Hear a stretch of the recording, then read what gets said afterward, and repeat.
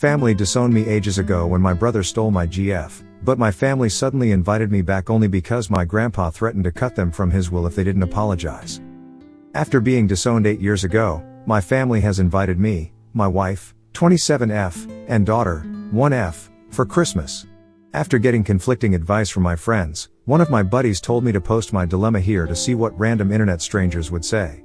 I, 25M, am the youngest of 4 kids between my mom 52F and dad, 54M. My siblings are, fake names, Michael, 31M, Sarah, 28F, and my twin brother Casey, 25M. For context, growing up I was the black sheep of the family and I knew that from a very young age. See, my family is full of athletes. My dad was a star basketball player for a D2 school, my mom played volleyball. Michael played soccer. Sarah played softball, and Casey was the star running back for the football team. I was never really interested in any of those physical sports, but rather I was interested in archery, which my family called a wimpy sport. My parents were always invested in my siblings and rarely ever attended my events to the point where I basically had to beg for them to come to my tournaments. Between the ages of 14 to 16, I had taken part in about 20 tournaments while my parents only showed up to 1. I was never neglected by them, but they were never emotionally there for me as they were for my siblings, and as a teenager I resented that. Whenever I tried to bring this up to them, they would always call me an attention seeker. But however, this is not why I was disowned from my family. When I was 15, I began dating Amy, now 25F, who was in the same grade as me at the time. After about 6 to 7 months of dating I introduced her to my folks and my siblings and they really liked her. I know I was young, but I could see myself having a future with her. Almost 2 years later, one of Amy's ex-friends told me that she had been cheating on me for a couple of months. At the time I didn't know who the guy was, but after confronting her, she told me that it was my twin brother. She basically told me that while at first she loved me, the love she had for my brother surpasses that. Later that day, when I confronted Casey at home, I was so enraged that I sucker punched him and knocked him out. I admit that I should have not gotten violent, but years of resentment towards him and the rest of the family just burst open.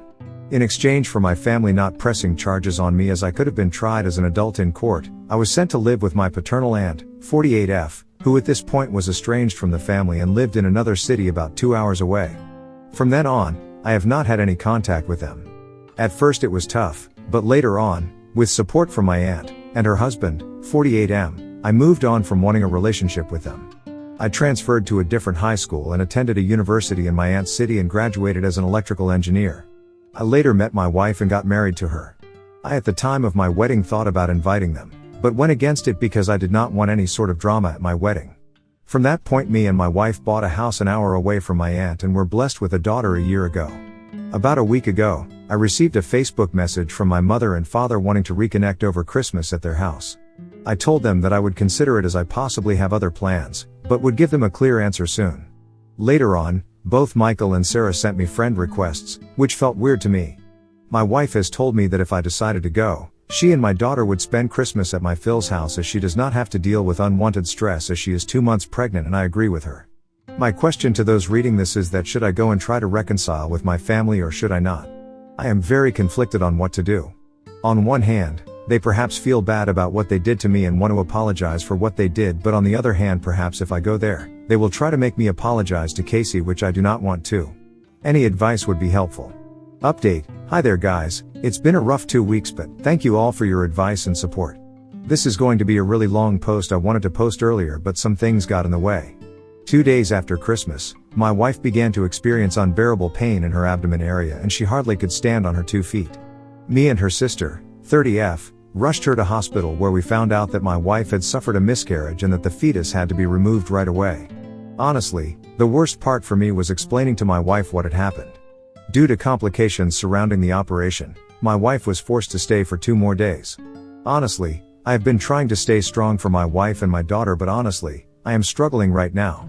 On to the update. Most of you that commented on the same day I posted told me to not spend Christmas with them because of the significance of that holiday. I agree and decided I would spend the rest of the holidays with my wife. They never made time for me, so why should I make time for them? When I texted them this, I assumed they would try to argue with me, but rather they said they respected my opinion and could not wait to see me after the holidays. I began to do some digging into my family to try to figure out why they have reached out. Michael is a corporate lawyer who works for a major company in my hometown. By looking through his Facebook page, He has 2 daughters and was married to his wife in 2016. Sarah appears to be married to a doctor. She herself 8 years ago was studying to be a nurse, and they have a son together. I have a friend who lives in my hometown and has parents who are friends with my parents. When I asked her about Sarah, she told me that Sarah had divorced her first husband, the one she was dating 8 years ago, after he had committed mail fraud. Casey got married to Amy right after high school and together they have 2 kids together. I could not exactly figure out what he or his wife does for a living through Facebook, but judging that they bought a big house last year in the midst of a pandemic tells me they are not really struggling. My dad seems to be going through a midlife crisis and my mother is really into the wellness community. I then began to list the reasons of why they wanted to possibly reach out to me now. 1. Money. Unlikely, because 8 years ago, my parents' combined salary was higher than my wife and my salary. And given that my siblings are not struggling financially makes me think money is not the reason. 2. Organ donation could be the case but seems unlikely, but a Redditor said that it could be that Casey, given he is my twin, would be my most likely match, and I think it's unlikely because he was tagged in a Facebook post skiing just a week before Christmas. 2. Regarding my daughter, they could possibly be reaching out to me to have a relation to my daughter, but I honestly am not sure. My daughter is not the first granddaughter for my parents, so I do not know why they want to meet her. They most likely found out my daughter existed because my wife's Facebook account was public. She has since private her account. I then contacted my aunt, the estranged one who took me in, informing her about the situation, and she explained to me why they were reaching out to me after all this time. To understand this situation, you need to understand why my aunt was estranged. My paternal grandpa 79M, and grandma 76F had 4 children. My dad was the second oldest and my aunt was the third. My aunt after college came out to her parents as bisexual and began dating her girlfriend. My grandparents immediately disowned her and refused to have any contact with her. However, about 4 years ago, my grandpa began to reach out. About a month ago, my grandpa had been asking about me and what I was doing in life and whether I was married or had kids. My aunt responded by calling my grandpa out for wanting to know about me after he supported Casey for what he did. That is when the whole situation changes. My grandpa told my aunt that because I had cheated on Amy with one of her close friends, I deserved to be estranged. My grandpa is a religious nut, so he looks down on cheating. He had been told by my family that after the friend who I allegedly cheated with confessed to Amy, she went to Casey and Sarah for support and comfort. And when I found out about this, I confronted and brutally attacked Casey and Sarah. While Sarah was the one who tried to break me and Casey apart, I did not lay a finger on her and I did not brutally attack Casey. When my aunt was telling me this, my jaw dropped. I could not believe that they hated me so much that they were willing to make up a terrible lie about me and spread it around. My aunt later told Grandpa the full truth on what truly happened, and my aunt told me he was shocked because he always thought Casey was a good kid. My grandpa then asked my aunt for my number, which she declined to give. I figured out why my parents and siblings wanted to get into touch with me. It turns out my grandpa had told my parents and my siblings that if they did not apologize for what they did to me and have me over for the family Christmas dinner, they would be cut off from his will. For context, he is a multi-millionaire. So that is why they reached out to me, not to apologize about how they all wronged me in the past, but rather because if they did not, they would not get anything from Grandpa. What a bunch of greedy people. After hearing about this from my aunt, I decided to block all of them. Why should I respond to them? At this point all of them are dead to me. I have a wife to support after what she went through and a family that respects me and my in-laws. However, this does not end here, as 3 days after New Year's Eve, I received a call from an unknown number on my work phone. I am used to getting calls from unknown numbers because of my career, and when I picked up I heard my grandfather's voice. He most likely got my number from my company website. The first thing he did was apologize for not trying to get into contact with me for the past 8 years. He told me he was sorry that he could not be there for important events such as my graduation, my wedding and the birth of my daughter. I was not really close to him before, so him cutting me off did not bother me. Later in the call, he told me he was so disgusted with the rest of my family that he is cutting them off his will and adding me to it. I honestly do not know how to feel about that, as the money would be helpful, but at the same time I do not want him to use this as a way to force a relationship between me and my daughter. We talked for about half an hour. The way the call went made me think that perhaps I could build a good relationship with my grandpa, but then he told me something that got me really pissed. He told me that he was disappointed in that my daughter had not taken the family name. For context, after I got married to my wife, the issue of what last name to use as a couple came up. For some legal reasons I was unable to change my last name to my wife's last name, but we decided as a couple that all of our future children would have her last name.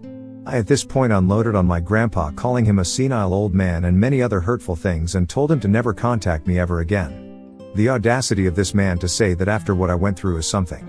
I will not let him use the money I receive in the will to control me. Even if I receive the money, I will donate it to a local charity, but he is a man of false promises, so this is unlikely. These past few weeks have been really tough for me and I hope to make it to the other side. My wife has private her Facebook account and her in-laws have done the same. What they do to try to contact me is beyond me. Hell, they would probably hire a private detective to try to find me. I believe they do not know where I live, but you never know. I have thought of a get a restraining order, but given that there are lawyers within the family means getting a row will be hard. I did not really get any time to answer any questions given in my last post. I will do my best to answer any questions for the next day or two, but after this I am done using Reddit for a while. Thank you all for your advice and I wish you all the best in this new year. Next story, ex-girlfriend left me and our daughter 10 years ago for another man, but now she's back wanting to be a family again after getting COVID and realizing she has nobody left in her life. My story begins 16 years ago, when I met Lucy. She was an amazing girl, intelligent, beautiful, fancy, funny, just the greatest girl I ever met. I felt so lucky when we start dating. And after a year into the relationship, we had a baby. I was living the dream, living with my girlfriend, raising our little daughter, being a happy family. I loved Lucy so much, and after some years, we were finally getting married. Our daughter was the most excited one about the wedding. She was going to be the flowers girl. Everything seemed to be perfect. Until, one day, when I was heading back home, a guy wanted to talk with me. At first I believed he may want to sell me something, until he mentioned Lucy. Politely, he asked me to talk in a private place. He then asked me to please, stop everything about the wedding and step back, because he and Lucy wanted to be together. I didn't believe him, until he started to tell me a lot of details about her that would be impossible to know. I returned home as fast as I could. I didn't want this to be truth, and told her about it, hoping all was a mistake.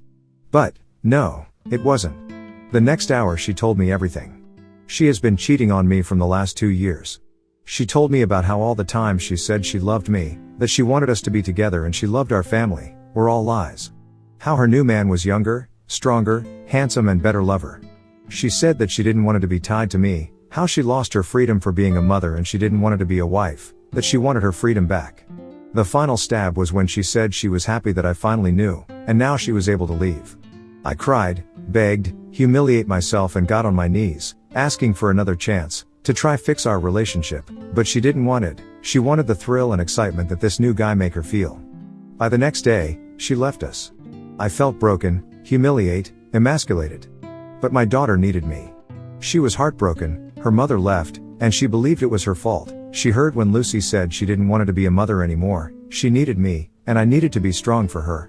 Fortunately we had help. My family and Lucy's family supported us in any way possible. Her parents were so ashamed for their daughter's actions that they couldn't look me to the face without apologize for everything she did. I will be in debt with everyone forever for all their help. Fast forward, 10 years later. After lots of time and therapy, my daughter and I are living happy. She is the light of my life. A beautiful 15 years old lady who I love. Our wounds are healed and we have a very good life. But then, she came back. When me and my daughter were getting back home, we found Lucy in front of our apartment, waiting for us, wanting to talk. I recognize her immediately, and I would like to say that I did something cool, like ignoring her, asking her to leave, or at least be hostile with her. But no. I'm an idiot. My heart skipped a beat in the moment I saw her. She still was beautiful as before, but somehow, she looked even better. Maybe the age make her look mature and elegant, maybe the dress, or the makeup, I don't know, but I let her in, while our daughter gave us some space and went to her room. She told me everything she did since she left. Basically, she lived with that guy for some years. She said how much she enjoyed it, all the fun she got and how she believed those were the best years of her life, until she noticed that the excitement of that new relationship was fading slowly. In some point, she started to cheat on that guy too. According to her, she wanted to feel alive and excited. Eventually, that relationship ended, and she started dating other guys. Every relationship became shorter than the previous one, until she only had casual hookups. She also said that sometimes she thought about us, our family, but she said she was too proud to admit she made a mistake, until last year. She got COVID and it hit her really hard, the point that she believed she would die, and realized how alone she was, how stupid she was, and the mistake she made so long ago. After all of that, she said she regretted everything she did and said, and now she was ready to marry me, and be the family we always meant to be. When she was done I asked her to leave, to give me some time to think.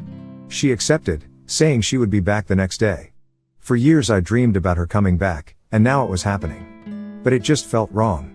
Since then, she visits almost daily, wanting to talk about the best years of our relationship, and how we could be a happy family again.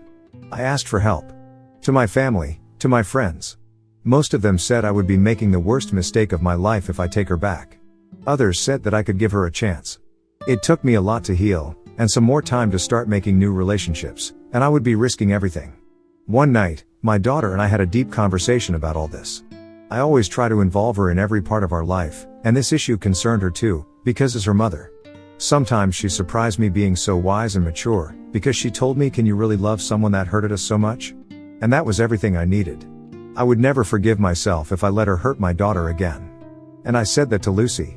If she want to be around, or have a relationship with our daughter, I'm okay with it, only if my daughter want it, but I told her we are not getting back. Lucy only said that she would make me fall in love with her again, and that she would not give up. Update, I didn't expect so many answer, so, thanks to everyone for your answers and advices.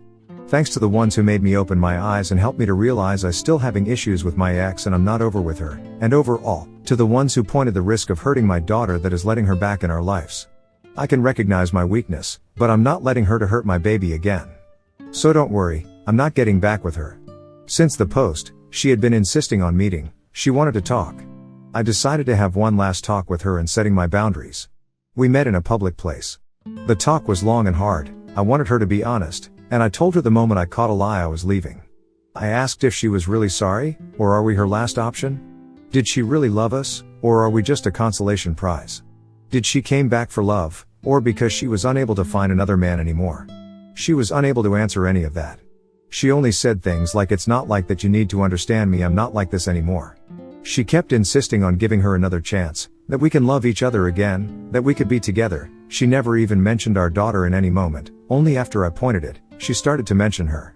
When I tried to settle that we were over, she grabbed my hand and, as some of you told me she would do, she tried to seduce me, pulling down her blouse, showing me her cleavage, and saying we can find a room, so I can do whatever I wanted with her, that she wouldn't say no to anything, to compensate me. I didn't recognize that woman. She wasn't the amazing girl I met, she wasn't the mother of my daughter, I didn't know who that woman was, but she wasn't my Lucy. I said her to let me go, that we were over. Neither I or my daughter wanted anything with her, so please, leave us alone, we were living a good life without her. She then went mad, saying I couldn't left her, that it wasn't my choice, that she doesn't have anything else. That I can't take away her daughter. I still don't know why, but that last sentence triggered me. The next are not my exact words, but are close of what I said on that moment. Your daughter? Your daughter? You are not her mother. You only gave birth to her, but you are not her mother. Tell me, where you were when she was sick? Where you were when she had fever? When she was scared on the night? When her first teeth fell? When she cried on the nights because she missed her mom? Where you were on her first day of school? When she had her first period? When she had her first boyfriend? When her heart broke for the second time? Because the first one who broke her heart was her mother. Which dick were you riding when she needed a mom? You have no right to claim you are her mother, because you never acted like that. She tried to reply, but I saw how she was unable to find the words. I left her. Back at home, she sent me some texts, asking for another meeting, for another chance, that she loves me and she can change, but I'm done. You all were right, she doesn't love me or our daughter at all, she only loves herself, having her on my life would be bad, toxic, I don't need that. I don't need her. My daughter and I are going back to therapy soon. Some of you were right, I need to work on myself, be stronger, and get over those feelings for her, because they're not real, just a memory of what I thought she was.